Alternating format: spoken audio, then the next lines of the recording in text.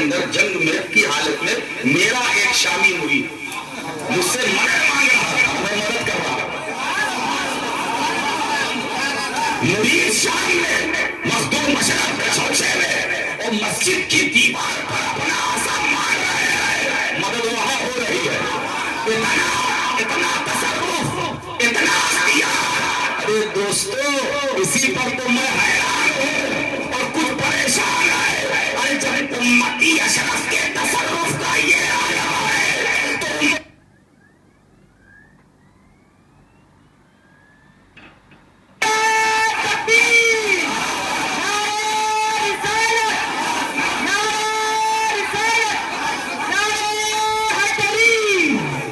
استقامت والے ہیں، غریب نواز استقامت والے ہیں، صابر کلیری استقامت والے ہیں، صابر پاک ایسی استقامت والے ہیں کہ 12 سال تک نہ کچھ کھایا نہ پیا، پھر بھی صابر ہوا۔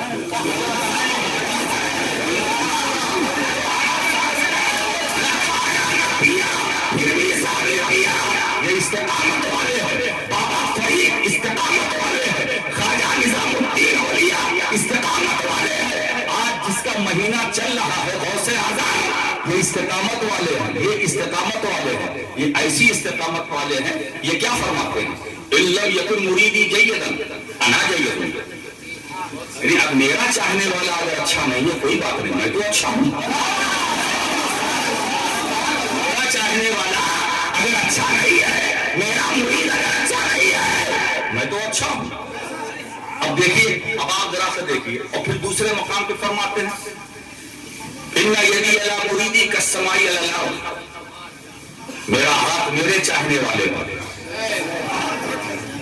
ایسا ہے جیسے آسمان کا سایہ زمین پر، میرا سایہ میرے چاہنے والے پر ایسا ہے جیسے آسمان کا سایہ زمین پر۔ غوث اعظم فرماتے ہیں اِنَّ يَدِي عَلَىٰ مُرِيدِي، میرا ہاتھ میرے چاہنے والے پر۔ اب مرید میں کوئی قید نہیں، پرہیزگار مرید، گنہگار مرید، عالم مرید، جاہل مرید، فاضل مرید، کوئی قید نہیں، کوئی شرط نہیں، بس میرا چاہنے والا، میرا چاہنے والا۔ اب ذرا دیکھیے ہاتھ کی لمبائی چوڑائی بھی دیکھیے، اس کا تصرف بھی دیکھیے، یہ ہاتھ بغداد میں ہے، چاہنے والے چاہنے والے غوث اعظم کے امریکہ میں چاہنے والے، جرمن میں چاہنے والے، فرانس میں چاہنے والے، برطانیہ میں چاہنے والے، پہاڑ کی بلندیوں پر چاہنے والے، دریاؤں میں چاہنے والے، زمین کی پستیوں پر چاہنے والے، زمین کے اندر چاہنے والے، قبروں میں چاہنے والے، ہر جہان میں چاہنے والے، اور فرماتے میرا میرے چاہنے والے۔ یعنی مطلب یہ ہوا جہاں جہاں غوث پاک کا چاہنے والا ہے وہاں جیلانی کا ہاتھ ہے، یہی تو مسئلے حاضر و ناظر ہے، یہی تو مسئلے حاضر و ناظر ہے۔ اور جب امتی کا ہاتھ ہر جگہ پہنچ سکتا ہے تو کیا نبی کا ہر جگہ نہیں پہنچ سکتا؟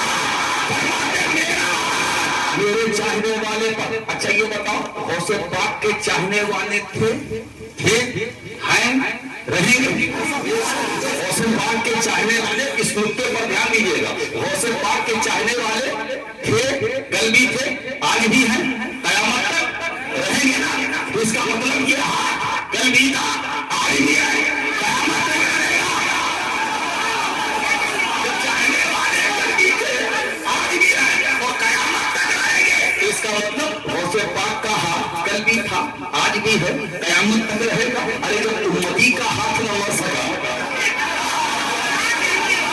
اس کا مطلب یہ ہے کہ امتی کا ہاتھ ابھی زندہ ہے، ابھی زندہ ہے۔ تو اب ہاتھ کی زندگی کے لیے، ہاتھ کی زندگی کے لیے بدن کی زندگی چاہیے، بدن کی زندگی چاہیے۔ اس کا مطلب یہ ہاتھ جسم کا ایک حصہ ہے، تو ہاتھ جب زندہ ہے اس کا مطلب پاؤں بھی زندہ ہے، اس کا مطلب ہتھیلی بھی زندہ ہے، اس کا مطلب انگلیاں بھی زندہ ہے، اس کا مطلب سر بھی زندہ ہے، اس کا مطلب پورا سراپا زندہ ہے۔ ارے جب موت امتی کو نہ مار سکی تو موت نبی کو کیا مارے گی؟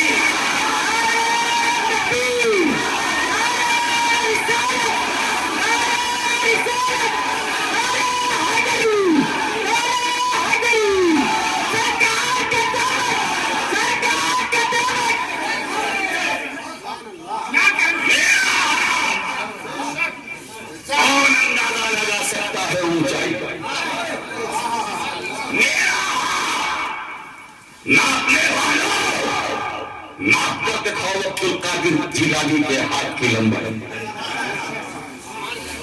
نہ پجاؤ گے مگر اس ہاتھ کی لمبائی نہیں ناپ سکتے، نہ پجاؤ گے آپ نہیں سکتے ہاتھ کی لمبائی۔ میرا ہاتھ میرے چاہنے والے پر ہے۔ اب میں چاہنے والے پر ایک مثال دے دوں، غوث پاک کا ایک چاہنے والا انگوٹھا تھا اور ان کا دھوبی تھا، اس کو اس کے سوا کچھ نہیں آتا، میں غوث پاک کا دھوبی ہوں۔ ارباب کشف نے اپنی کتابوں میں لکھا ہے جب اس کا انتقال ہوا قبر میں گیا تو منکر نکیر تشریف لائے سوال کرنے کے لیے۔ پہلا سوال کیا من ربوں کا، تمہارا رب کون؟ اس نے جواب دیا میں غوث پاک کا دھوبی۔ تیرا دین کیا؟ کہا میں غوث پاک کا دھوبی۔ ان کے بارے میں کیا بولتا ہے؟ میں غوث پاک کا دھوبی۔ فرشتے بھی حیران یہ کیسا مردہ آیا، بڑا یونیک، بڑا ٹیکنیکل، وہ بھی آیا منکر نکیر کی تھوڑی دیر کے لیے آیا، میں غوث پاک کا دھوبی۔ سوال ہو رہا ہے، جواب میں غوث پاک کا دھوبی۔ جب تھوڑا سا انہوں نے ڈرایا دھمکایا تو اس نے بڑا کہا یا پیر المدد۔ اب غوث اعظم کی دستگیری دیکھو، قبر میں حاضر، کہا میرے دھوبی پریشان مت ہو، تو نے مجھے یاد کیا، یہ میں تیرے قبر میں تیرے ساتھ ہوں۔ رحمت کبریا نے آواز دی، حاطف غیبی سے صدا آئی، اے قبر کے فرشتوں سوال مت کرو، سوال مت کرو، کیوں اس مردے سے سوال مت کرو، یہ میرے بندے عبد القادر جیلانی کی قبروں کی میل زندگی میں دھلا کرتا تھا، اب جب یہ قبر میں آیا ہے تو میرے صدقے میں نے اس کے سارے گناہوں کی میل دھل دیا ہے۔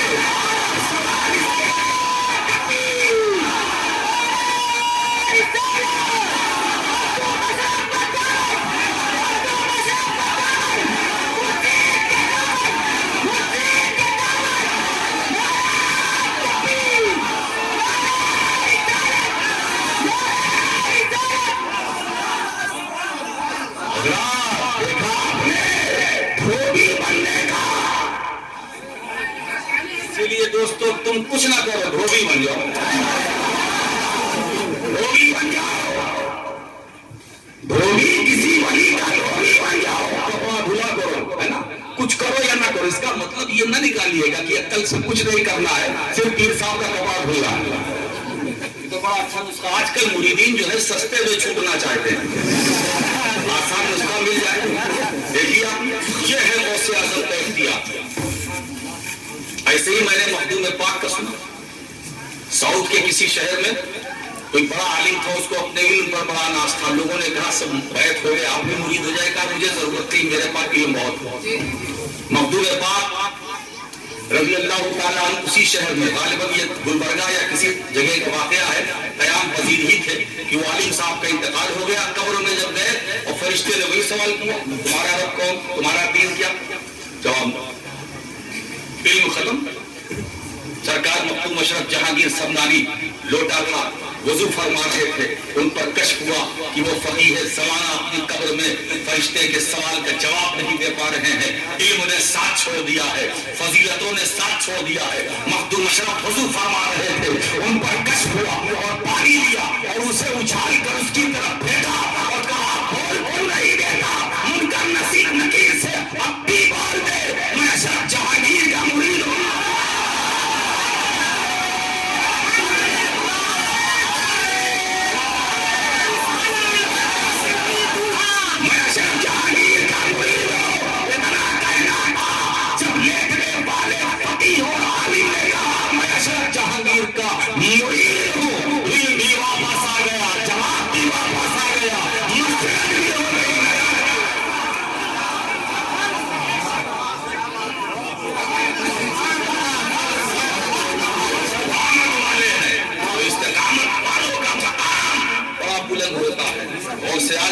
استقامت والے ہیں، وہ ऐसी इस्तेकामत वाले।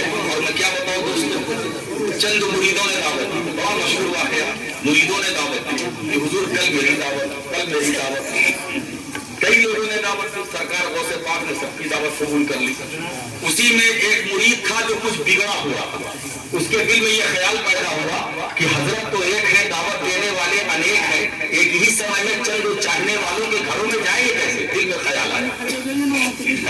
तो अगर आज इस जमाने में कोई मुरीद बिगड़ जाए और कुछ सोचने लगे तो मेरे लिए हैरानी की बात नहीं। जब गौसे पाक के हाथ पर बैत होने वाला